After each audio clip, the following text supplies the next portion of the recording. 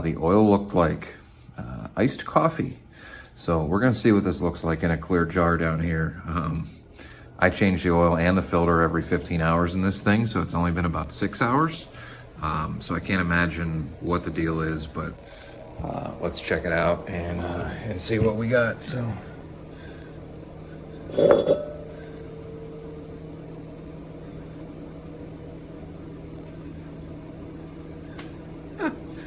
Look at that.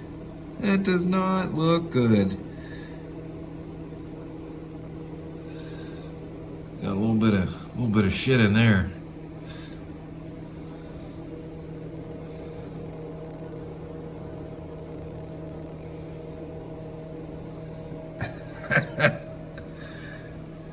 Great.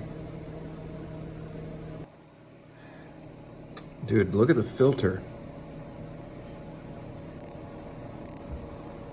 It's like it sucked mud into the motor or something. I don't know, I can't imagine, but good thing we're changing the oil. Oof. Again, what is that? I don't know, man, but make sure you're always checking your oil, guys, because you could find out, even though you just changed it 6 hours ago.